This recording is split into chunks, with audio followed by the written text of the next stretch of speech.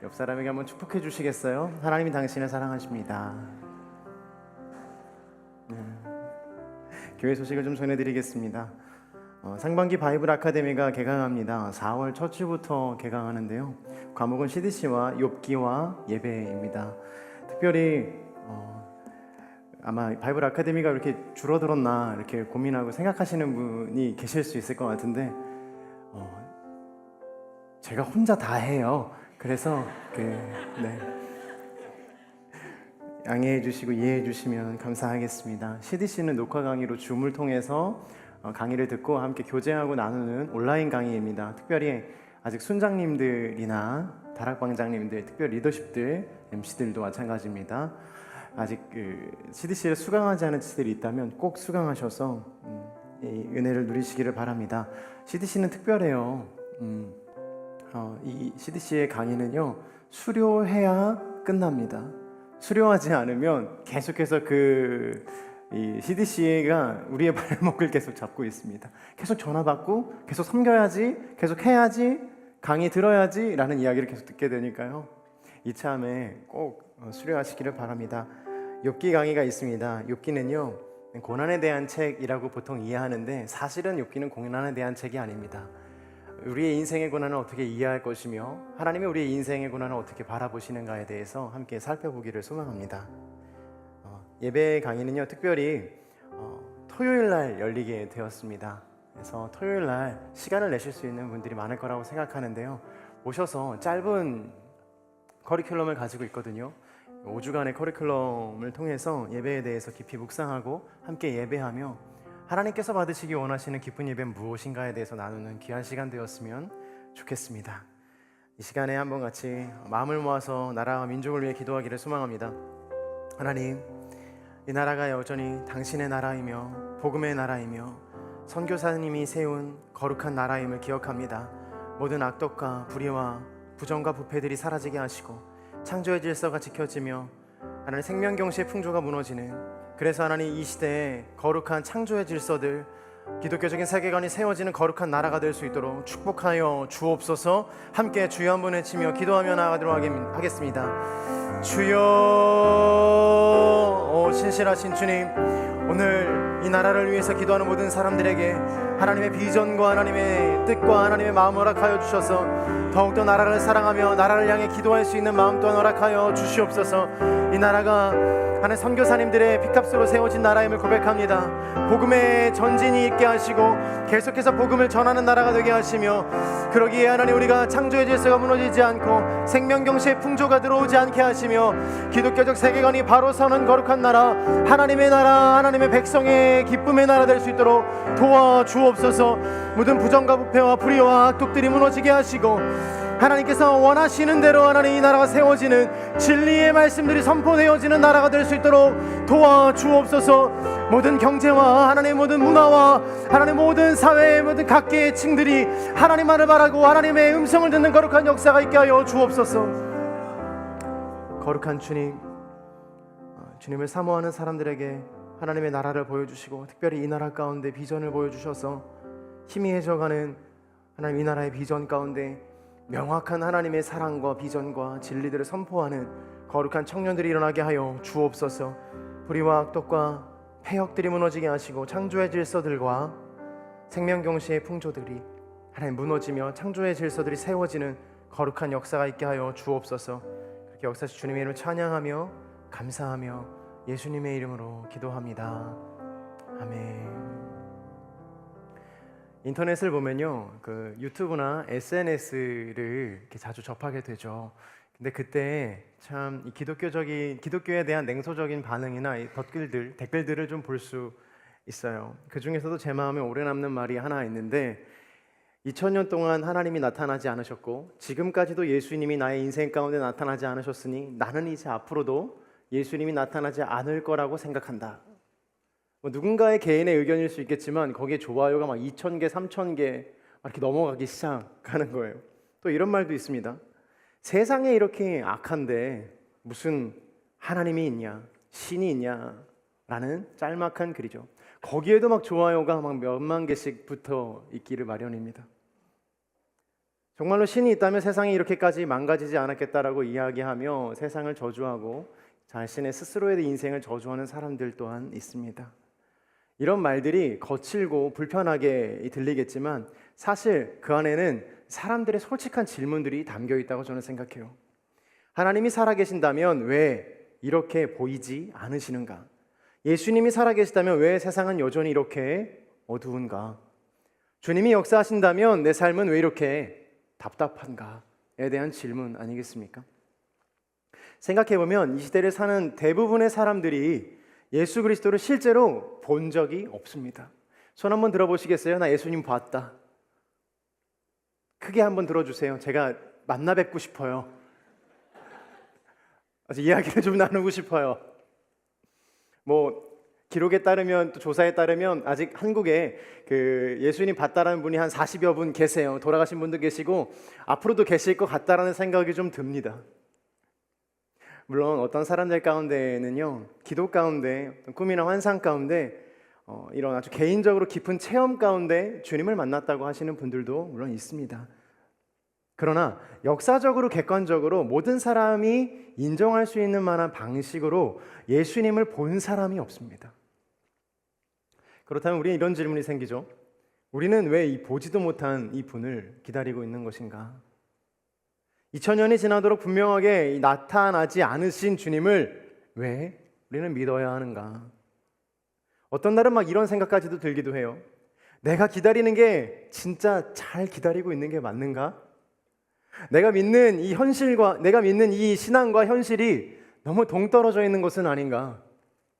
정말 예수님이 지금 우리의 인생 가운데, 이 삶 가운데, 이 온 지구와 열방 가운데 일하고 계시는 것은 맞는가? 사실 우리는 보지 않았기 때문에 예수님이 얼마나 크신 분인지 또 영광스러운 분인지 잘 알 수가 없습니다. 그 실제적인 크기를 체감한 적이 없어요. 여러분 유튜브에 지구의 크기라고 한번 검색해서 보시겠어요? 지구가 얼마나 작은지 몰라요. 막 어떤 분이 정말 잘 만들어 놓으셨어요. 기회가 되면 같이 보고 싶은데 정말로 이렇게 지구가 점점 작아지면서 시리우스 나오기 시작하면서 정말 엄청 작은 지구를 보여주고 있어요. 그것뿐만 아니죠. 사진으로만 보던 그랜드 캐니언이나 이런 것들은 실제로 보기 전까지는 그 광대함을 알 수 없어요. 나이아가라의 폭포의 물소리를 듣기 전까지 그 폭포가 얼마나 크고 깊은지 알 수 없습니다.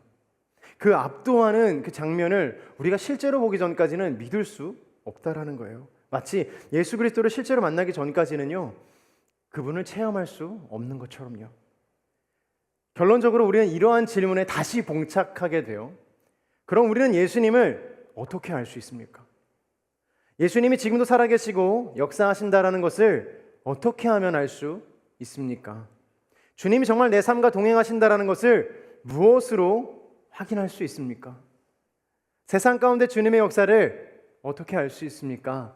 라고 질문이 다소 바뀌게 되었습니다. 처음에는 냉소적인 질문이었는데 이 질문이 이제 주님을 확인하고 싶습니다의 질문으로 바뀌기 시작하는 거예요. 놀랍게도요, 이 질문을 우리보다 2000년 전에 먼저 던진 사람이 있습니다. 바로 오늘 본문의 사람 다데오입니다. 요한복음 14장 22절의 말씀을 함께 다시 보도록 하겠습니다. 함께 읽겠습니다. 시작.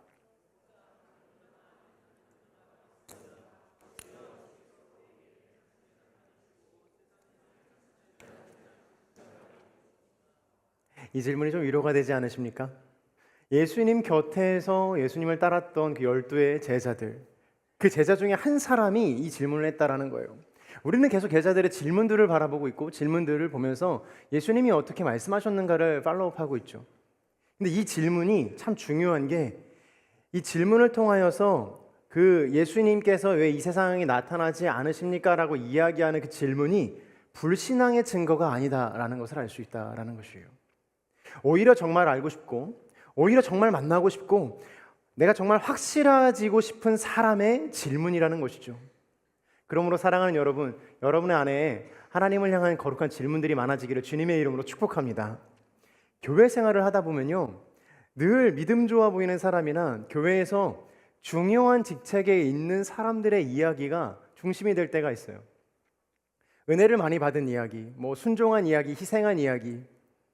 그런데 대다수의 사람들은요, 그러한 이야기에서 중심에 서 있기보다 이미 외곽으로, 바깥으로 늘 빠져 있지 않습니까? 한두 사람의 이야기가 중심이 되지 않습니까?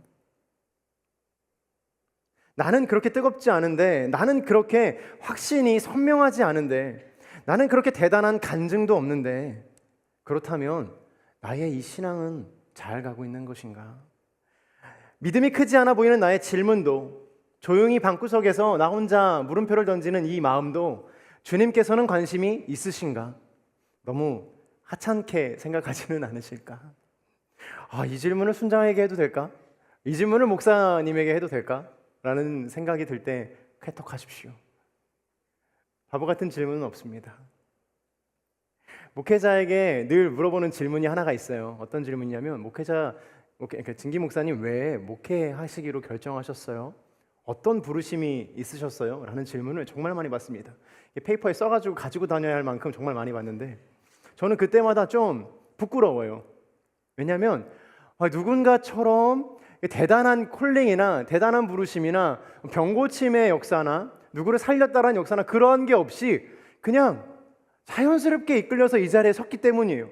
그것 또한 굉장히 큰 은혜 아니겠습니까? 아멘 해주셔야죠. 우리 화답하기로 했잖아요. 한 주 만에 어떻게 이렇게 사랑이 변합니까? 그렇게 그냥 왔어요. 막 하나님께서 뜨겁게 붙잡아 주셨으면 저의 신앙이, 저희 얘기할 때 제가 목사 된 이유는요, 정말 저의 병을 고치셨어요. 제가 기도했더니 이게 낫더라고요. 이게 되더라고요. 저는 그때 하나님의 역사하심을 느꼈습니다. 이런 간증들이 쏟아졌으면 목회하기가 얼마나 쉬웠겠습니까? 그런 간증이 없는 거예요. 그냥 하나님을 사랑하는 마음으로 교회가 너무 좋았고 성경을 보는 게 좋았고 찬양이 너무 좋았던 그 어린 아이가 커서 그냥 목사가 되었어요. 그러한 연약한 사람의 인생에서 나오는 질문들 또한 주님께서 귀담아 담아 들으시지 않겠습니까? 연약한 질문을 하는 인생들이요, 주님께서 그 질문에 응답을 해주실 줄로 믿습니다. 우리는 이 다데오의 질문을 통해 왜 주님은 세상에 드러나지 않는 것처럼 보이시는지, 그럼에도 불구하고 주님이 누구에게 어떻게 자신을 드러내는지에 대해서 말씀을 통해 한번 같이 살펴보도록 하겠습니다. 마가복음 16장 19절을 보면 예수님의 제자의 명단이 나와요. 이쯤 되면 제자의 명단 외워야 합니다. 12번 정도 본 것 같아요. 다음번에 보면 12번이죠. 우리 마지막으로 외우는 거예요. 이번에 보고 마지막 한 사람 남았는데, 그때는 혹시라도 본문이 나오면 띄워보지 않고 그러면 안 되겠죠? 마가복음 3장 16절에서 19절까지 우리 보면서 제자의 이름들을 한번 다시 되새깁시다. 시작. 시몬, 우레의 아들들이라는 뜻으로 보아노게라 이름 지어준 세베대의 아들 야고보와 그 동생 요한, 안드레, 빌립, 바돌로메, 마테, 도마, 알페오의 아들 야고보, 다데오, 열심당원 시몬과 예수를 배반한 가롯 유다였습니다. 다데오는 어떤 사람이었는가? 사실 성경에서 다데오의 기록을 찾기란 쉽지 않습니다. 다데오에 대한 정보는 그가 12제자 중에 한 사람이었다는 거, 그리고 중심에 선 인물이 아니었다라는 거. 말씀을 보십시오. 12제자리라 부르는 사람은 베드로라 이름 지어진 시몬이라고 얼마나 길게 설명합니까? 우레의 아들들이라는 뜻으로 보아노게라고 이름 지어준 세베대의 아들 야고보. 벌써 마음이 빈정이 상해요. 그 다음부터 어떻게 해요? 안드레, 빌립, 바돌로메, 마테, 도마, 알페오의 아들 야고보, 다데오, 열심당원 시몬과 예수를 배반한 가룟 유다였더라. 한 번에 끝내죠. 그러나 이 다데오는요, 예수님의 선택 안에 있었던 사람이었고, 기록에 따르면 그의 말은 단 하나의 질문으로 그의 신앙을 결정하고 있어요. 그 질문이 바로 세상과 우리의 삶을 관통하는 질문이었죠. 왜 예수님은 이 세상에 나타나 보이지 않으십니까? 다데오의 질문은 단순한 호기심이 아니었어요. 예수님이 십자가에 달리실 날이 얼마 남지 않았고, 예수님의 사역이 마무리되어 가고 있는데, 예수님이 이제 우리의 곁을 떠날 거라고 계속 얘기하고 계시는데, 제자들의 삶이나 유대의 사람들의 삶이나 여전히 변한 것이 없는 거예요. 여전히 로마의 통치 아래 있었고 핍박과 죽음 앞에 서 있었다라는 것이에요. 신음하고 있는 그 상황은 변하지 않았다라는 건데 자꾸 예수님 떠나겠다 말씀하시는 거예요. 그러니까 이제 마음이 급해진 거예요. 제자들이 계속 질문하는 거예요. 주님, 어떻게 하실 생각이세요? 베드로는 이때 이렇게 이야기합니다. 주여, 어디로 가시나이까? 주님 말씀해 주시면 제가 따라가겠습니다. 불안했어요. 도마는 주여, 주께서 어디로 가시든지 우리가 알지 못하거늘 그 길을 어떻게 내가 알고 따라가겠습니까? 라고 이야기해요. 알지도 못하는데 어떻게 가겠습니까? 라고 반문하는 것이죠. 일리가 있는 말 같기도 합니다. 다데오는 오늘 질문에서요, 주여 어찌하여 자기를 우리에게는 나타내시고 저 세상 사람들에게 나타내 보이지 않으십니까? 생각해 보십시오. 오늘 노방전도를 나가지 않습니까? 처음 듣는 얘기예요. 나가잖아요. 근데 만약에 그들이 예수님에 대한 이야기와 구원에 대한 이야기들을 다 알고 이미 마음속 가운데 예수님의 사랑 또한 알고 있다면 우리가 전도를 나갈 이유가 있겠습니까? 다시 질문할게요. 그럼 그들이 그걸 알고 있다고 해서 교회에 꼭 와야 할까요? 그렇지도 않습니다. 누군가는 전해야 하는 사람이 반드시 있어야 하는 것이에요. 세상의 주님이 주님의 모든 것을 다 보여주신다 한다 할지라도 세상의 사람들은 예수 그리스도를 믿는다라는 것이 우리의 착각이자 이 다데오의 착각이었어요. 제자들의 질문의 배경은 여기에 있어요. 이스라엘 민족을 로마 제국으로부터 구원하지 못하시고 그 십자가에 달리시는 예수님의 모습이 이해가 되지 않는 거예요. 노방전도 왜 나갑니까? 전도 왜 해야 됩니까? 긍휼사역 왜 해야 됩니까? 주님 지금 나타나셔서 모든 것을 갈아엎으시고 불쌍한 사람 도우시고 예수님의 역사가 나타나셔서 저 트리플 스트리트 한가운데 십자가를 꽂으시고 아멘. 그러면 예수님이 있다라는 거 다 할 텐데 트리플 스트리트 가르셔서 호해를 가르듯이 트리플 스트리트 쪼개셔서 거기에서 십자가가 올라오고 용암이 솟구치며 예수 믿지 않는 사람들 다 죽을 거라고 이야기하면 예수 믿지 않겠습니까? 너무 과도한 상상력이에요? 저 확실한 S입니다. ESFP. 믿지 않는 표정들, 믿음이 없는 자들이요. 그렇게 하면 주님께서 모든 사람이 돌아오게 될 텐데 왜 힘들여서 우리가 전도해야 하고 왜 힘들여서 속이 상해야 되고 왜 많은 돈을 들여서 긍휼사역과 선교회 사역을 해야 합니까? 주님은 이 다데오의 질문에 이렇게 답변하세요. 14장 23절의 말씀입니다. 시작.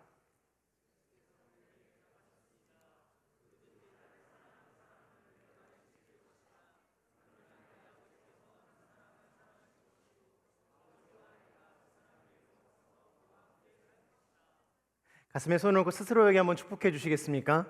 예수님을 사랑하는 사람은 예수님의 말씀을 지키는 사람입니다. 예수님 또 동문서답하세요. 왜 세상에 나타나지 않으십니까? 라고 물어보는데 나를 사랑하는 사람은 내 말씀을 지키는 사람이다 라고 말씀하시죠. 비유로 그만 말씀해 주셨으면 좋겠어요. 예수님은 이 다데오의 질문에 나를 사랑하는 사람은 내 계명을 지키는 사람이다 라고 이야기하시고 근데 마치 그 말씀이 계약처럼 들리기도 합니다. 반대로 율법주의자처럼 계명을 지키는 사람만이 하나님의 사랑을 아는 사람, 지키는 사람처럼 보이기도 합니다. 사랑하는 여러분, 이것이 무엇인가? 왜 나타나지 않으시는가에 대한 질문을 나를 사랑하는 사람에 대해서 풀고 계시는가? 이것은 주님을 바라보고 주님을 발견할 수 있는 사람은 그 주님의 관계의 언어에 해당하는 사람이기 때문에 그렇습니다. 사랑은 늘 어떤 형태를 갖습니다. 부모를 사랑한다면 부모의 말을 귀를 기울여야 하는 것이고요. 친구를 사랑한다면, 친구를 아낀다면 친구의 말에 함부로 할 수 없는 거예요. 사랑하는 사람의 말을 가볍게 흘려들을 수 없다라는 것이죠. 사랑하는 여러분, 연애하다가 혹시라도 내가 이렇게 열심히 말하고 있는데 핸드폰 보고 있는 남자친구나 여자친구가 앞에 서 있다면 진지하게 이야기하십시오. 나 사랑해? 이거 물어봐야죠. 너무 좀 그렇습니까? 찍지 마시라니까요. 유튜브에 어차피 다 남습니다. 저번에 그 칼질했던 것도 여전히 유튜브에 남아 있더라고요. 왜 안 잘라주시는 거였어요? 사랑은 관심이고 시선이고 눈이 맞닿는 것이고 내 앞에서 핸드폰 할 수 없는 거예요. 물론 급한 일이 있을 수 있겠죠. 계속 물어보면 힘들어요. 왜 안 봐? 날 봐야지. 이러면 너무 미저리 갖고 힘들어지는 건데 사랑의 언어 안에서는 충분히 눈을 맞추고 그 사람의 의도와 그 사람의 표정과 그 사람의 말투와 어투를 이해하려고 노력해야 되는 마음이 있는 거예요. 사랑은 여러분, 순종은요, 사랑받기 위한 조건이 아니라 사랑하고 있다라는 증거가 됩니다. 예수님을 사랑하는 사람은 예수님의 말씀을 가볍게 대할 수 없어요. 말씀을 붙들고요, 말씀 앞에 서게 되어 있습니다. 때로는 힘들어도 그 말씀을 따라 살아가려고 몸부림치게 되어 있는 것이에요. 예수님이 말씀하시는 그 사랑은 마음속의 호감이나 선호도의 문제가 아닙니다. 말씀을 소중히 듣는 태도이고 말씀을 따라 삶의 모양을 바꾸는 것이에요. 베드로는 주님, 제가 주님을 사랑합니다 라고 고백했지만 예수님은 그 사랑의 언어를 어떻게 바꾸셨어요? 내 양을 먹이라, 내 양을 치라 라고 말씀하셨어요. 사랑을 실천하라라고 말씀하신 것이죠. 레위는 사랑의 그 부르심 앞에서 자기의 자리를 박차고 일어나서 주님 앞에 달려갔습니다. 단지 예수님이 좋습니다 라 해서 끝나지 않았다라는 거예요. 사랑의 실천으로 자신의 자리를 박차고 일어나는 것으로 나타났어요. 무엇이에요? 삶의 실천으로 삶의 모양을 바꾼 것이에요. 예수님은 이런 제자들에게 서로 사랑해라, 이것으로 너희 모든 사람이 내 제자인 줄을 알리라 라고 말씀하고 계시는 거예요. 순종이라고 이야기하면 많은 사람들이 참 어렵게 생각합니다. 순종은 왜 이렇게 우리에게 어려운 덕목이 되었을까요? 그리고 순종은 정말 어떤 의미를 가지고 있을까요? 우리의 삶에서 순종이 어려워진 이유는요, 안타깝지만 순종을 통해 얻어지는 깊은 신뢰를 경험해보지 않았기 때문입니다. 우리는 종종 순종을 이해할 때 순종은 어떤 명령을 수행해내야 되는 능력처럼 이해할 때가 있어요. 예를 들어 막 서로 사랑하라 라는 그 말씀 앞에 순종하기 위해서 사랑의 언어를 사용하고 배려하고 무엇인가를 사주고 실천하고 선행을 베푸는 막 이런 것들로 사랑을 실천하려고 노력합니다. 그게 잘못됐다라는 것은 아닙니다. 근데 그렇게 하고 나니까 내 마음 가운데 이런 생각이 드는 거예요. 이상한데? 내가 분명 사랑을 실천했는데 내 마음에 사랑이 없는 것 같네. 이상하게 분명 사랑하라고 하셔서 사랑하기를 선택했고 실제로 행하기도 했는데 왜 내 마음은 여전히 불편한 것인가? 순종했다는 기쁨보다도 여전히 어렵고 무거운 마음을 내 마음 가운데 채우는 이유는 무엇일까? 또 서로 용서하라는 말씀에 그 순종하기 위해서 제일 어렵잖아요. 찾아갑니다. 뭐 카톡을 할 때도 있겠죠. 카톡을 탁탁탁탁탁탁탁. 아니야, 지워. 타타타타타타타타. 미안해. 내가 잘못했어. 그게 내 의도는 타타타타타타탁 아니야.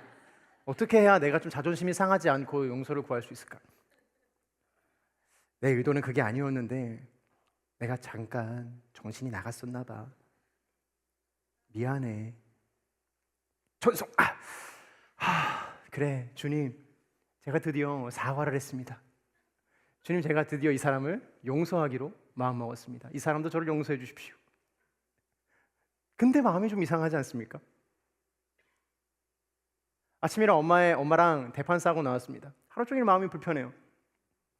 저녁에 들어가서 엄마 얼굴을 딱 보니까 엄마가 아무렇지도 않은 표정으로 날 대하는 거예요. 그것도 너무 화가 나요.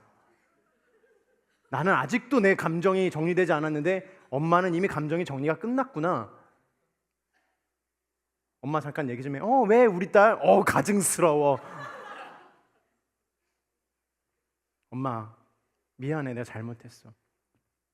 뭐 그런 거 가지고 그래, 다 잊어버려. 얼른 밥 먹어. 그게 아니라 엄마, 내가 잘못했다고. 알았으니까 밥 먹어. 엄마, 내가 사과하려고 하잖아. 그래 네 마음 알아. 그래 엄마, 알겠어. 고마워. 관계가 회복된 것 같지만, 그 문제가 사라진 것 같지만 여전히 내 마음 가운데 어려움은 존재하죠. 불편함도 존재합니다. 나에게 실수한 사람들에게 먼저 내가 선행을 베풀어서 내가 약속 늦어서 미안해. 먼저 사과하는 사람이 그래 괜찮아. 그럴 수 있지. 뭐 2시간 정도는 아무것도 아니지. 괜찮아. 어제도 늦었잖아. 내일도 늦을 거잖아. 그 정도쯤이야. 불편한 마음을 여전히 갖고 있어요. 용서라는 것, 사랑이라는 것, 하나님의 말씀 안에서 순종하기를 원해서 내가 사랑하고 용서하는 마음을 어떻게든지 실행하려고 했었지만, 그리고 심지어 실행했지만 여전히 내 마음 가운데 불편한 마음들과 해소되지 않는 감정의 소용돌이들이 여전히 있다라는 거예요. 나에게 상처 줬던 사람의 말과 행동을 잊어보려고 애썼지만 여전히 그 일을 생각하면 가슴이 아픕니다. 용서와는 상관없는 것이죠. 사랑하는 여러분, 한 가지 여러분들과 나누고 싶은 팁이 있는데, 상황과 마음이 있어요. 상황과 마음이 있어요. 어떤 일이 딱 발생했을 때 상황은 이미 저만치가 있어요. 상황이 발생했으니까, 어떤 일이 발생했으니까. 그러면 그 다음부터 어떤 일이 마음에서 발생하냐면 마음은 그제서야 상황을 보기 시작합니다. 그러니까 늘 상황보다 내 마음은 뒤에 있는 거예요. 마음이 상황은 막 커져가지고 막 걷잡을 수 없이 커지는 내 마음은 이제서야 쫓아가기 시작하는 거예요. 그러니까 마음이 바쁘고 어렵고 힘든 거예요. 같이 땅 하고 벌어졌으면 상황과 마음이 한 번에 이해되면 아무런 문제가 없겠죠. 아, 그건 그래서 그런 거구나. 오케이. 뭐 마음 어려울 필요 없겠네. 근데 늘 상황과 마음은 동떨어진 상태에서 상황이 먼저 발생하고 마음은 뒤따라갑니다. 상처도 마찬가지 아니겠습니까? 상처가 일어나는 상황은 먼저 벌어지고 그 마음을 뒤쫓아갑니다. 힘든 거예요. 아픈 거예요. 내가 아무리 용서하려고 그러고 아무리 사랑하려고 해도 불편한 건 사실입니다. 당연한 이야기예요. 상황과 마음이 한 번에 일어나는 일은 결코 존재할 수 없습니다. 우리의 마음이 어떻게 사과 한 번과 몇 번의 용서로 우리의 마음이 한 번에 어떻게 단번에 바뀔 수 있겠습니까? 시간이 필요하지 않겠습니까? 순종하려고 애쓰며 사랑하고 용서하고 아울리치도 가고 주님 제가 순종 한번 해보겠습니다. 섬김도 하고 그 어려운 마음들도 잘 버텨가며 신앙생활 계속했는데 왜 내 믿음은 여태까지 이대로인가? 내 신앙은 왜 쉽게 자라지 않는 것인가? 사랑하는 여러분, 순종의 근본적인 동력과 이유는요, 하나님에 대한 신뢰에서부터 옵니다. 이 말이 무슨 말이냐면요, 내가 무엇을 하는가가 중요하지 않다라는 거예요. 그렇다고 해서 그러면은 하나님만 신뢰하면 용서가 되는 거고 사랑이 되는 건가? 그렇지 않습니다. 우리는요 착각한다라는 거예요. 내가 어떤 액팅을 하기만 하면 내가 순종했다라는 결과로 도출되는데, 거기가 결과가 아니라 이 결과를 만들기까지 내가 하나님과 신뢰했기 때문에 이 결과가 있을 수 있었다로 이해해야 된다라는 거예요. 단순히 그냥 어떠한 행동을 하는 것만으로 내가 하나님께 신뢰를 얻을 수 있는가? 그렇지 않고, 내가 순종했는가? 그렇지 않고, 하나님과의 깊은 신뢰로 나아가는 방법은요, 내가 행동하고 그 행동을 한 이유가 하나님께서 나를 사랑하시고 나와 함께 하시며 좋으신 하나님이 나와 동행하시기 때문에, 그 어디나 하늘나라이기 때문에 내가 주님을 신뢰하는 마음으로 그것을 할 수 있습니다라고 이야기할 수 있는 마음이 필요한 것이죠. 그게 진짜 순종의 이유입니다. 하나님에 대한 신뢰, 하나님께 대한 신뢰가 있기 때문에 내가 순종할 수 있는 거고, 하나님께 대한 신뢰가 있기 때문에 아울리치도 갈 수 있는 거고, 하나님에 대한 신뢰가 있기 때문에 내 것을 내려놓고 달려갈 수 있는 거예요. 제가 이렇게 말했더니 어떤 한 청년이 저기 옛날에 그렇게 말한 적이 있어요. 그럼 제가 지금 모든 걸 그만두고 주님을 따르면 되겠습니까? 아니야, 아닙니다. 주님의 때에 맞게 주님이 말씀하시는 대로 달려가야 합니다. 순종의 마음은 우리 눈에 보이는 여러 가지 모습으로 나타나거든요. 선한 행동이 될 수도 있고, 섬김이 될 수도 있고, 사랑의 표현이 될 수도 있습니다. 근데 더 중요한 것은요, 왜 내가 이것을 하는가예요. 나에게 이것이 어떤 의미가 있는가예요. 하나님이 나의 하나님이 되시고 나와 동행하시며 나를 사랑하시는 분이시라는 그 신뢰가 밑바탕 되지 않으면 우리의 순종은요, 반쪽짜리 순종이 되는 것이에요. 그래서 우리가 순종을 한다고, 내가 사랑을 한다고, 내가 용서를 한다고, 내가 주님을 섬긴다고 말하지만 내 마음이 여전히 아프고 슬프고 공허하고 무너지는 이유가 바로 거기에 있습니다. 내가 주님을 사랑하기에, 내가 주님을 신뢰하기에 주님이 말씀하시는 것은 다 결국 나를 향하신 주님의 선하신 뜻 안에 있다라는 것이죠. 사랑하는 여러분, 우리가 순종하는 이유는 주님을 신뢰하기 때문인 줄로 믿습니다. 순종의 자리에서 내 마음과 내 하나님의 말씀이 부딪힐 때는요, 무조건 나의 생각과 나의 마음보다 크신 주님을 따라가십시오. 그런데 그럼에도 불구하고 그 순종의 길을 걷다 보면 믿음의 사람들에게도 질문이 생기기 마련이에요. 이해되지 않는 순간들이 찾아옵니다. 그때 주님께서 어이구, 아직까지도 그런 질문을 하고 있어? 왜 아직도 그런 질문을 하는 거야? 내가 너에게 몇 번을 이야기했는데 저번에도 내가 그 기도의 제목으로 응답해 주지 않았나? 그거 동역자를 통해서 이야기해 주지 않았나? 그 목사님 통해서 이야기해 주지 않았나? 그러나 우리의 질문은 여전히 꼬리에 꼬리를 물고 우리를 괴롭히기 시작합니다. 근데 그때에도 주님은요, 우리를 밀어내지 않으시고 다시 오라고 말씀하세요. 옆 사람에게 축복하며 한번 같이 선포해 주시겠어요? 신앙생활에서 바보 같은 질문은 없습니다. 다시 한번요. 신앙생활에서 바보 같은 질문은 없습니다. 질문은요, 불신앙이 아니에요. 믿음에 대한 내가 퀘스천을 갖고 있는 것에 대한 질문은요, 불신앙이 아닙니다. 흔히들 신앙생활을 하다 보면 이런 말을 좀 들어요. 뭐 그냥 믿어. 그냥 믿으면 믿는 거지. 의심하지 마. 질문하지 말고 좀 순종해봐. 왜 이렇게 질문이 많은 거야? 이렇게 이야기할 때가 있어요. 물론 믿음 생활하면서요, 그 질문을 넘어서는 신뢰가 필요할 때가 있어요. 정말 보이지 않는 것을 믿어야 할 때가 있죠. 그러나 성경을 보면요, 예수님이 질문하는 사람들을 내친 적은 없으세요. 오히려 질문하는 사람들을 붙잡아 놓고 앉혀놓고 계속 가르치세요. 신앙 상담을 하다 보면요, 그러신 분들이 계세요. 도저히 주님의 방식이 제 방식과 맞지 않아서 난 이해가 안 돼요. 목사님, 이해 좀 시켜주세요. 아니, 이거는 왜 이렇게 생각해야 되는 거예요? 아무리 생각해봐도 이거는 상식적이지 않잖아요. 이해되지가 않아요. 그렇게 말씀하시는 분들이 간혹 있습니다. 안타깝지만 아무리 훌륭한 목사라도요, 계속 그렇게 이야기하시면요, 할 말이 없어요. 할 말이 없습니다. 예, 그렇죠. 네.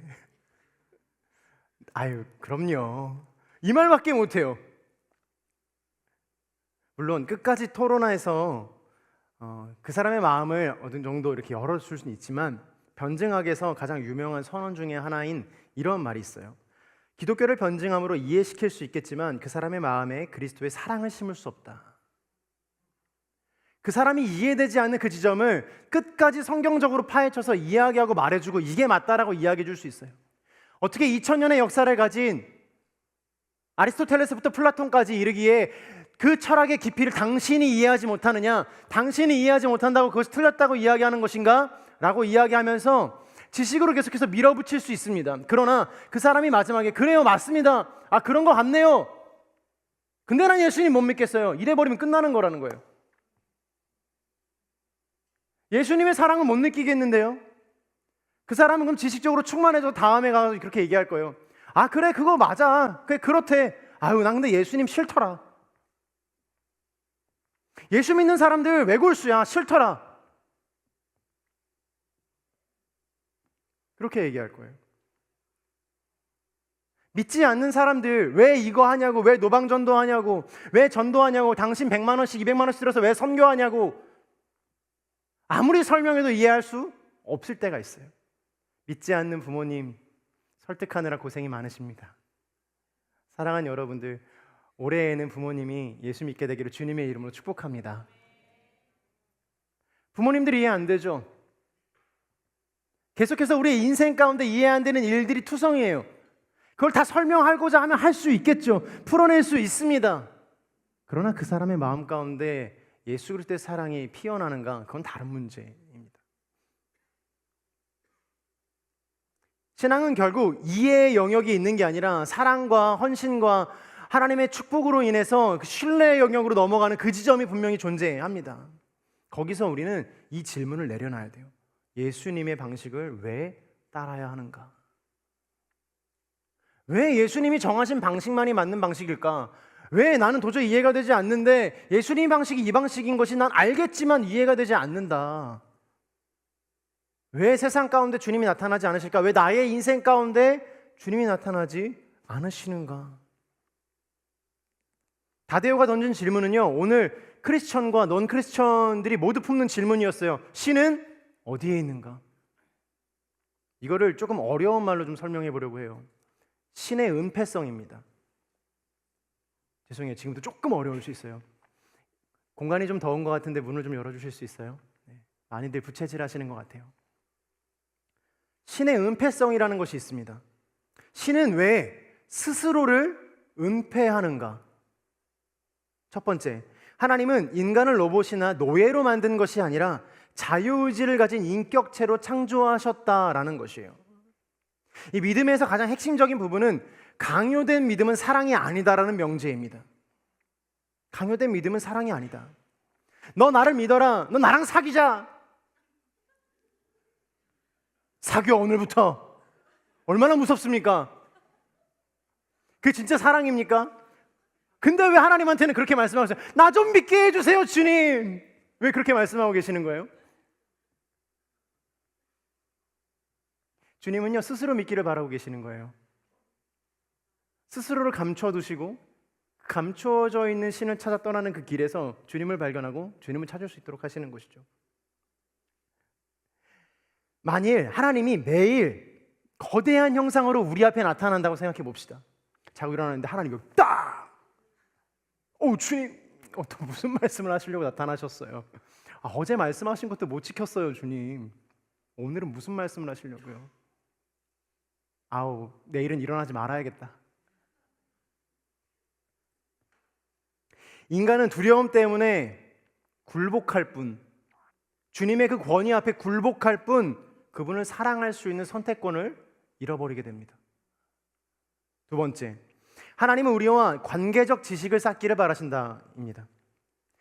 하나님은 아는 지식은 수학 공식처럼 머리로만 이해되는 객관적 정보로 주님을 발견할 수 없습니다. 그거는 주님을 향해 나아가는 길목입니다. 결국에는 우리는 어떻게 주님을 발견할 수 있는가? 사랑하고 신뢰하고 그분의 음성 가운데 우리가 나아갈 때 관계적 지식이 열리는 거예요. 하나님의 MBTI는 ESFTJ, PTJ 였구나.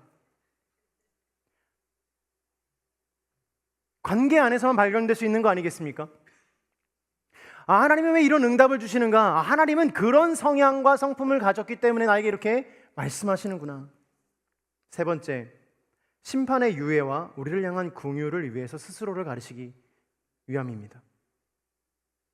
성경적 관점에서 죄인인 우리가 거룩하신 하나님을 대면한다라는 것 자체가 죽음을 곧 의미해요. 왜냐? 주님을 만나는 그 순간 무엇이 일어나냐면요, 심판이 일어납니다. 주님을 딱 대면하는 순간 심판이 이루어져요. 너가 지금까지 이렇게 살았구나 라는 음성을 듣게 되는 거예요. 우리 모두는 다 하나님의 심판대 앞에 거하게 될 거거든요. 누구나 다요. 누구나 다. 하나님의 즉각적인 통치자로 나타나시는 순간 그날이 심판의 날이 될 것이다 라는 거예요. 많은 사람들이 스스로 돌이켜 구원을 얻을 수 있도록 자신을 부드럽게 감추심으로 회개의 시간을 주고 계신다라는 거예요. 제가 기도에 대해서 가끔 강의하거나 이야기할 때 이런 비유를 많이 해요. 기도의 응답이 왜 되지 않는가? 많이 이야기했죠. 또 이야기합니다. 여러분 실망하지 마시라고.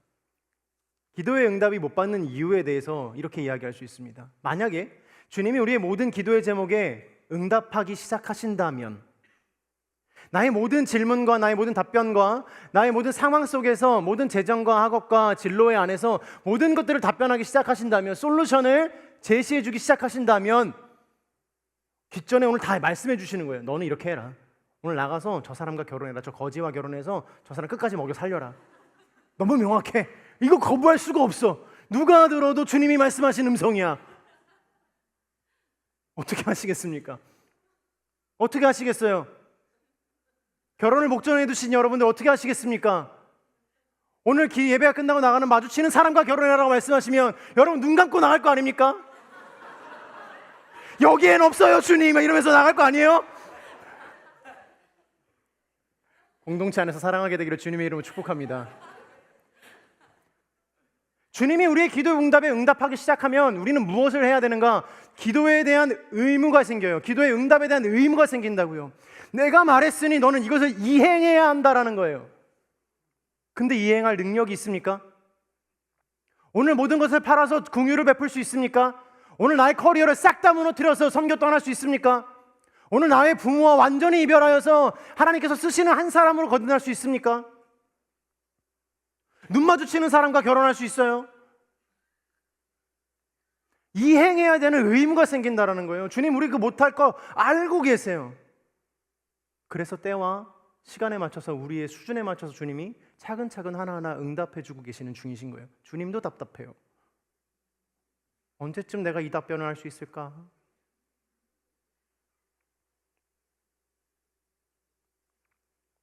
심판이나 긍휼이나 죄의 문제도 마찬가지입니다. 언제까지 그 죄를 짓고 있을 거야?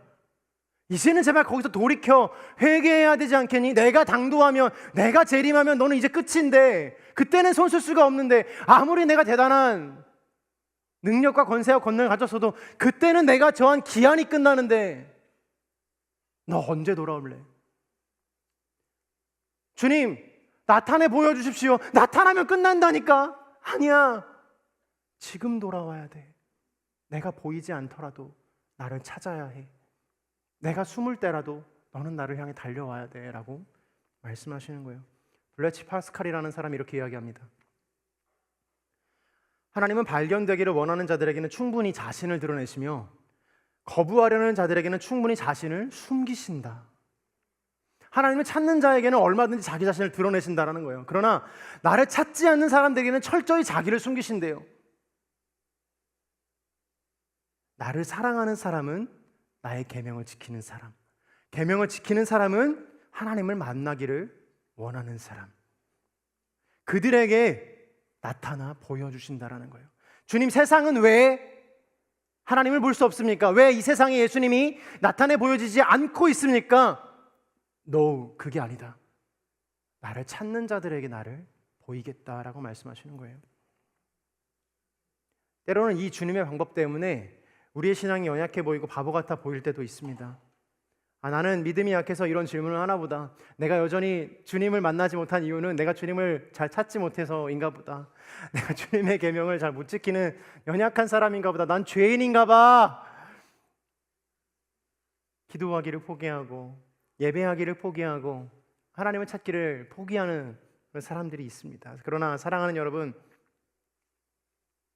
여러분들의 질문이 끊이지 않기를 주님의 이름으로 축복합니다. 질문이 끊이지 않기를, 그 고민 앞에서, 그 신음 앞에서 계속 주님께 질문을 던지는 거예요. 그럼 주님이 이리 오라고 말씀하시는 거예요. 묻고 있다라는 것은 아직 내 마음이 주님을 향해 있다라는 뜻이고, 마음이 아직 닫혀있지 않다라는 말 아니겠습니까? 기대가 아직까지는 남아있다라는 말입니다. 성경에서 비중이 커 보이지 않는 제자, 늘 중심에 서 있던 인물은 아니지만 그가 던진 질문은 오늘 우리의 모든 질문이 되었어요. 신앙의 자리에서 가장 중요한 것은요, 신앙의 질문이 생길 때 하나님이 없다라고 이야기하는 것이 아니라 그 질문을 하나님께 가져오는 것입니다. 끝까지 포기하지 않고 주님 앞에 가져와서 응답을 듣는 것이에요. 어떤 사람은 그 질문을 세상으로 가져갑니다. 네이버에 씁니다. 어딘가에 물어봅니다. 친구에게 물어볼 때도 있고 세상 사람들과 싸울 때도 있습니다. 그러면 어떻게 되는지 아세요? 냉소적이 됩니다. 어떤 사람은 질문을 자기 안에만 둡니다. 이 질문 도저히 해결할 수 없으니 이제는 포기하고 그냥 내 민면에 담궈둬야겠다. 그러면 어떻게 되는지 아세요? 우울함이 찾아옵니다. 어떤 사람은 질문을 막 사람들 앞에 쏟아냅니다. 이 질문 어떻게 하는 거야? 이 질문 해결해줘. 이 질문 무엇이야? 답변 좀 해줘 라고 이야기하면 어떻게 되는지 아세요? 불평이 싹트기 시작합니다. 그러나 믿음의 사람은 그 질문을 주님께 가져갑니다. 그러면 그때는 그 질문이 기도가 되기 시작해요. 주님께서 그 기도 가운데 음성을 들려주시고 기도에 대한 해답으로 말씀해 주실 것이에요. 사랑하는 여러분, 스스로의 연약함이나 질문 그리고 믿음의 없음에 대해서 슬퍼하지 않게 되기를 주님의 이름으로 축복합니다. 주님에 대한 오해가 있어요. 주님이 정하신 기준에 미치지 못하면 우리가 순종하지 않았다고, 내가 질문이 생기면 내가 연약하다고, 내가 계명을 지키지 못하고 살아간다면 내가 아직까지도 주님의 사람이 아니라고 생각할 때가 있습니다. 그때 주님이 책망하실까 두려우세요? No, 아니에요. 여전히 주님은 다데오에게 그 답변을 하셨던 것처럼 오늘 우리에게도 관계적 질문을 건네시며 나와 사랑하는 법을 나누자라고 말씀하시는 거예요. 엘리야가 450명의 바알 선지자들과 400명의 이사라 선지자들, 아세라 선지자들을 상대로 누가 큰 신을 섬기는가에 대해 싸웠습니다. 기억하세요? 열왕기의 내용에 나오고 있죠. 엘리야는 하나님의 능력을 힘입어 하늘에서부터 불을 끌어내렸어요. 솟구치는 불을 막 보여줬어요. 압도적인 승리를 거뒀습니다. 이세벨의 왕비가 근데 그것을 보고 대패한 다음에 엘리야 앞에서 이렇게 이야기를 해요. 내가 당신은 꼭 죽이겠다. 당신은 내가 꼭 죽이고 말겠다라는 그 살해 위협의 한마디에 위풍당당하던 하늘에서 불을 끌어내렸던 엘리야가 아무 말 못하고 심장이 덜컥 내려앉아 그 길로 도망갑니다. 갈멜산에서 수백 명 앞에 있던 사람이 한 여인의 말 앞에 무너져 버린 거예요. 그런 적 있으세요? 여전히 믿음의 담대함을 가지고 살아갔는데 한순간에 누군가의 말 때문에, 한순간의 상황 때문에 나의 모든 것들을 잃어버리는 거죠. 불을 보았던 눈이 이제는 공포를 보게 되는 것이고, 하나님의 능력을 보았던 나의 믿음이 내 안에 냉소를 바라보고 믿음 없음을 바라보게 된 것이죠. 하나님의 능력을 선포했던 입술이 이제는 꽉 다물어져서 기도에 기자도 나오지 않는 연약함으로 바뀌어 버리는 거예요. 엘리야는 그 길로 도망쳤어요. 한참을 달려 메마르고 뜨거운 바람이 불었던 그 로뎀나무 아래에 자기의 몸을 누이고 그 로뎀나무 아래 주저앉아 잠이 들어버렸어요. 이제는 주님 내 생명을 거두어 주십시오. 그만하겠습니다. 단순한 투정도 아니었고 낙담의 말도 아니었어요. 완전히 무너진 사람의 고백이었습니다. 그때 하나님께서 천사들을 보내셔서 엘리야를 돌보시죠. 엘리야야 엘리야야 이제 일어나 먹어라. 엘리야가 눈을 딱 떠보니까 머리맡에 따뜻하게 구운 떡과 물이 있었다라고 이야기하고 있습니다. 엘리야가 그 따뜻한 떡과 물을 보면서 어떤 생각을 했을까요? 얼마나 따뜻했겠습니까? 척박한 광야에서 시들어버렸던 자기 인생 가운데서 누군가가 자기를 위해서 따뜻한 떡과 물을 준비해 준 거예요. 사랑하는 여러분, 주님은요 우리에게 자신의 방법만을 고집하시는 고집불통 독불장군이 아니십니다. 내가 영성이 없다고, 내가 믿음이 없다고 말씀하시기 이전에 우리의 바닥난 몸도 돌보시는 분이 바로 우리의 주님이세요. 우리가 신앙의 언어로, 기도의 언어로만 이야기할 때 들으시는 분이 아니라 탈진한 우리의 한숨 또한 들으시는 분이시다라는 거예요. 순종하지 못했다고 해서, 사랑하지 못했다고 해서, 용서하지 못했다고 해서 슬퍼하는 그 탄식의 한숨조차 주님께서 귀담아 들으시는 것입니다. 엘리야는 주님의 격려에 힘입어 다시 일어나 40주야를 걸어 호렙산으로 올라갑니다. 그리고 그곳에서 다시 하나님께 사명을 받아요. 그리고 그의 사명을 다하고 하늘나라로 불림받아 올라가게 되죠. 사랑하는 여러분, 믿음으로 서는 날도 있어요. 그러나 두려움에 무너지는 날들도 있습니다. 믿음이 좋다고 생각하시는 분들 또한 사람들 앞에서 불같은 신앙의 모습을 보이기도 하겠지만 불현듯 혼자라는 생각이 들 때 광야의 먼지처럼 흩어지고 싶은 날들 또한 있는 거예요. 그때 예수님의 사랑을 바라보게 하시고 느끼게 하시며 돌이키게 하십니다. 그리고 결국에는 우리를 제자의 길로 가게 하셔서 세상 가운데 하나님의 사랑을, 예수님의 사랑을 전하라 하시고 그 세상을 변화시키게 하십니다. 그게 바로 다데오의 질문에 대한 답이었어요. 내가 할 수 있지. 엘리야와 싸웠을 때 내가 등장해서 내가 불을 내리고 내가 그들을 다 쓸어버리고 이세벨도 내가 죽여서 너의 안전을 내가 도모할 수 있지. 그러나 엘리야야, 너가 하는 건 좀 어떻겠니? 기도하는 한 사람의 기도를 들어주셔서 하나님이 세상에 계시다라는 것을 알 수 있도록 실제로 등장해서 이야기하는 것이 아니라 너가 예수님의 이야기를 전할 때 내가 실제로 있다라는 것을 저 사람이 알 것이다. 사랑하는 여러분, 오늘 여러분들이 이 송도의 각지어로 퍼져서 예수님을 전할 때 그 사람 안에 있는 예수 그리스도의 꿈과 예수 그리스도의 비전과 성령의 역사하심이 다시금 일어나는 거룩한 역사가 있게 되기를 주님의 이름으로 축복합니다. 우리가 하기를 바라시는 거예요. 하나님은 우리를 압도해서 끌고 가는 분이 아니라 사랑으로 일으켜 다시 걸어가게 하시는 분이신 거예요. 하나님 내 앞에서 압도적으로 이끌어주세요 라고 이야기하는 게 아니라 일어나라, 내가 걸어가야 된다 라고 말씀하시는 거예요. 주님 세상에 왜 나타나지 않으십니까? 나의 이 망가진 인생 속에서 왜 나타나서 이 인생을 고쳐주지 않으십니까? 세상을 향해 왜 아무 말씀도 하지 않으십니까? 라는 질문을 할 수 있어요. 그러나 그 질문은요, 주님이 세상을 향해 아무 일도 하고 있지 않다라는 뜻이 아닙니다. 사랑하는 여러분, 믿으시기를 바랍니다. 주님은 지금도 일하고 계셔요. 아멘이세요? 여러분들의 인생과 가정과 학교 속에서 무너져 있는 모든 시간들 속에서 주님은 너무나 바쁘게 일하세요. 근데 너가 좀 같이 해주면 안 되겠냐라고 우리를 부르시는 거예요. 다데오야, 다데오야, 왜 주님이 나타나지 않으시는가 질문하였니? 그 세상에 네가 예수로 살아갔으면 좋겠다. 그 세상에 네가 그리스도의 사람으로 살아갔으면 좋겠다라고 말씀하시는 거예요. 자신을 사랑하고 말씀을 붙드는 그 사랑 안에 거하시며 그 사람을 통해 예수 그리스도의 나라와 사랑을 나타내기를 원하시는 것. 사랑하는 여러분, 보이지 않는다고 해서 예수님 안 계신 게 아닙니다. 침묵하신다고 해서 일하시지 않는 것이 아닙니다. 주님은 지금도 말씀을 붙들고 있는 사람 안에서, 순종하려고 애쓰는 사람 안에서, 눈물로 기도하는 사람들의 그 인생 안에서, 그 기도 안에서, 신앙 안에서, 상처 가운데도 포기하지 않으시는 하나님의 사랑 안에서 자기 자신을 나타내 보이고 계세요. 눈을 한번 감아 보시겠어요? 여러분들 안에 이미 계시는 그 성령 하나님, 그 예수 그리스도께서 오늘 여러분들이 다데오가 되기를 바라십니다.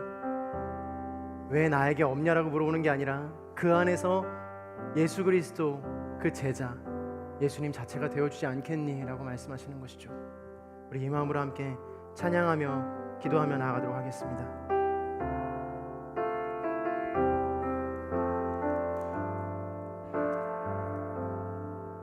주님 말씀하시면 내가 나가리라. 주님 뜻이 아니면 내가 멈춰서리라. 나의 가고 서는 것 주님 뜻에 있으니 오 주님 나를 이끄소서. 한 번 더 주님 말씀하시면 주님 말씀하시면 내가 나가리라. 주님 뜻이 아니면 내가 멈춰서리라. 나의 가고 서는 것 주님 뜻에 있으니 오 주님 나를 이끄소서. 뜻하신 그곳에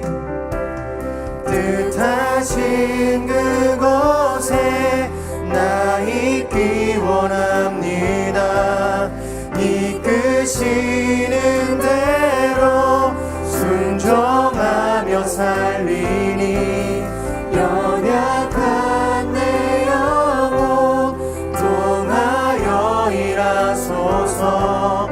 주님 나라와 그 뜻을 위하여 뜻하신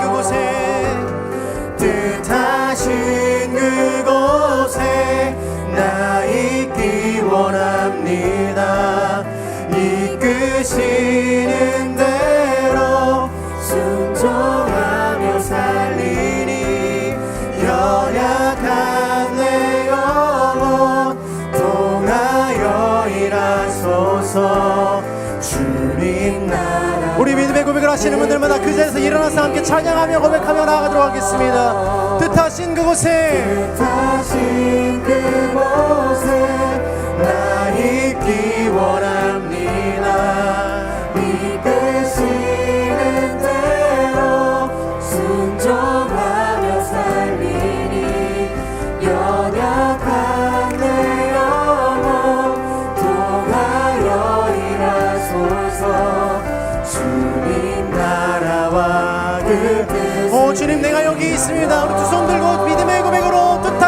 그곳에 뜻하신 그곳에 나 있기 원합니다. 오 주님, 나의 연약한 믿음일지라도 죄악 많은 인생일지라도 하나님 오늘 나의 질문 가운데 나의 인생 가운데 하나님 나의 연약함 가운데 답변하여 주시는 그 음성 가운데 하나님 나를 보내시며 나의 순종으로 이끄시는 주님의 앞에 달려나가는 인생이 되게 하여 주옵소서. 오 주님,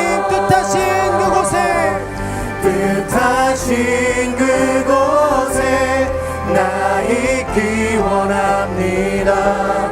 이끄시는 대로 순종하며 살리니 연약한 내 영혼 통하여 일하소서. 주님 나라와 그 뜻을 위하여 오 주님 나를 이끄소서. 오 주님 나를 이끄소서. 오 주님 나를 이끄소서. 지금 같이 마음만 한번 기도할 때 하나님 순종의 길로 가게 하여 주옵소서. 주님을 신뢰하는 길로 가게 하여 주옵소서. 내가 행동만 잊지 않고 하나님을 온전히 신뢰하며 하나님 나의 인생을 이끄실 분이 당신이심을 고백하며 하나님 앞에 전력으로 달려나가는 그 신뢰를 쌓아가는 인생이 되게 하여 주옵소서. 오늘 그렇게 원하시는 분들마다 우리 주여 한번 외치며 기도하며 나아가도록 하겠습니다. 주여, 오 주님, 나의 인생 가운데 하나님 신뢰를 회복하기를 소망합니다. 순종의 길로 나아가기를 소망합니다. 이끄시는 대로 순종하며 살리니 연약한 내 영혼. 왜 나의 인생 가운데 등장하지 않으십니까? 왜 이 세상 가운데 주님의 음성이 들리지 않습니까? 하나님 그 질문에 하나님 예수 그리스도의 답변은 네가 너를 사랑하면 나를 볼 것이다 라고 말씀하셨습니다. 하나님 오늘 우리의 믿음이 예수 그리스도를 보는 믿음이 되게 하여 주옵소서. 신뢰를 회복하는 믿음이 되게 하여 주옵소서. 순종함으로 예수님의 사랑을 거용하는 하나님의 사람이 되게 하여 주옵소서. 우리가 하나님 앞에서 끊어야 될 것들을 끊게 하시사 하나님의 마음을 회복하게 하시고 예수 그리스도의 사랑으로 살아가는 거룩한 역사가 있게 하여 주옵소서. 진실하신 주님의 이름을 찬양합니다. 오 주여, 하나님 오늘 예배하고 기도하는 모든 심령들 가운데 하나님의 은혜와 사랑을 충만하게 내려주시사 하나님 믿음이 없는 사람들에게, 연약한 사람들에게, 하나님 신뢰가 없는 사람들에게, 예수 그리스도를 믿지 못하는 사람들에게 하나님 나타내 보여주셔서 그들이 찾고 찾는 그 하나님이 오늘 그의 인생 가운데 나타나는 거룩한 역사가 있게 하여 주옵소서. 예수님의 이름을 부르는 사람들마다 하나님의 얼굴을 보게 하시고 대면하게 하시며 성령의 역사를 경험하는 은혜가 있게 하여 주옵소서. 오 신실하신 주님, 주님의 역사가 있는 줄로 믿습니다. 나 있기 원합니다. 이끄시는 대로 순종하며 살리니 연약한 내 영혼 통하여 일하소서. 주님 나라와 그 뜻을 위하여. 사랑하는 하나님, 나를 보내시는 곳이 내가 어딘지 알고 있습니다. 내가 있어야 할 곳이 어딘지 주님 알고 있습니다. 그곳이 가정이든 사회든 직장이든 선교지이든 주님, 내가 주님이 말씀하시는 곳에서 예수 그리스도의 사람으로 살아가게 하여 주옵소서. 그곳에서 예수님이 되어라, 그곳에서 예수님의 제자가 되어라, 너가 하나님의 나라를 세워라라고 말씀하시는, 나와 동역하자라고 말씀하시는 그 예수님의 음성에 응답하는 하나님의 사람이 되게 하여 주옵소서.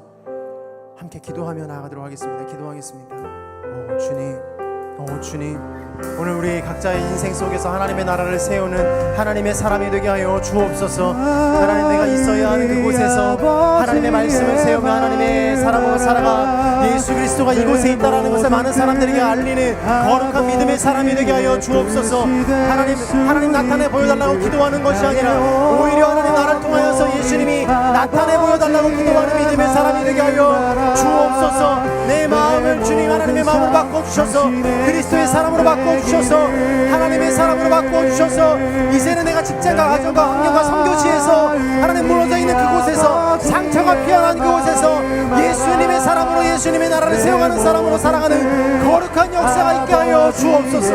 뜻이 될 수 있기를 나의 온 몸이 아버지의 마음 알아. 내 모든 삶 당신의 삶 되기를. 나의 마음이 아버지의 마음 알아. 내 모든 뜻 아버지의 뜻이 될 수 있기를. 나의 온 몸이 아버지의 마음 알아. 내 모든 삶 당신의 삶 되기를. 우리 마지막으로 기도할 때 오늘 나갈 노방전도를 놓고 기도하십시다. 하나님, 마음이 연약한 사람들이 있습니까? 혹여나 겁이 나는 사람들이 있습니까? 아는 사람들을 만날까 걱정하는 사람들이 있습니까? 하나님, 내가 예수님을 전하는데 조금도 부끄럽지 않게 하여 주옵소서. 내가 복음을 부끄러워하지 아니하노니 이는 나에게 능력이 됨이라 말씀하시는 주님의 음성이 들리는 거룩한 노방전도가 되게 하여 주옵소서. 한 번도 예수님을 전해보지 않은 사람들에게 예수님을 전하는 은혜가 있게 하시고, 한 번도 예수님의 이야기를 들어보지 않은 사람들에게 예수님의 사랑이 그 마음에 깃드는 거룩한 역사가 있게 하여 주옵소서. 우리가 허울뿐인 신앙인으로 살아가지 않게 하시고, 하나님께서 말씀하시는 그 은혜와 사랑을 전하는 그 깊은 곳까지 나아가는 신앙인이 될 수 있도록 주님, 오늘 우리의 노방전도를 축복하시고 용기와 힘 또한 허락하여 달라고 이 시간 우리 노방전도를 놓고 주여 한번 외치며 기도하며 나아가시겠습니다. 주여,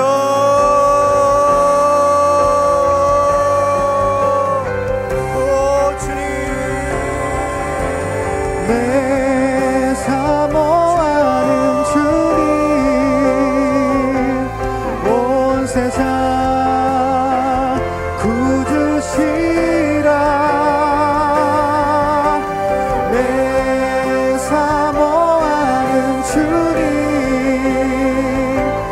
영광의 왕이시라. 하나님, 오늘 나를 통해 예수 그리스도의 사랑이 전파되게 하여 주옵소서. 그 작은 손길을 통하여서 영혼이 살아나게 하시고, 그 작은 것을 통하여서 그의 인생이, 그의 가정이, 그의 회사가 한 번도 예수님에 대해서 나타나 보이지 않았다라는 그의 인생 속에서 오늘 하나님이 나타나 보여주시며 예수 그리스도의 사랑이 보이는 거룩한 역사가 있게 하여 주옵소서. 신실하신 주님이 하나님, 오늘 우리의 이 노방전도가 예수 그리스도를 전하는 이 사역에 하나님이 나라가 임하여지는 거룩한 역사가 있게 하여 주옵소서. 모든 두려움은 떠나갈지어다, 모든 의심은 떠나갈지어다. 하나님, 오늘 나의 마음을 보시고 하나님, 오늘 이 송도 땅을, 하나님, 오늘 이 대한민국을 하나님 변화시켜 주옵소서. 신실하신 주님의 이름을 찬양합니다. 오, 예수 그리스도의 이름을 높입니다. 성령께서 함께 하여주시고 놀라우신 주님의 은혜와 사랑으로 충만해지는 역사가 있게 하여 주옵소서. 우리 함께 찬양하며 나아갑니다. 내 사모하는 주님, 온 세상 구주시라. 내 사모하는 주님, 영광의 왕이시라. 내 사모하는 주님, 내 사모하는 주님, 온 세상 구주시라. 내 사모하는 주님, 영광의 왕이시라.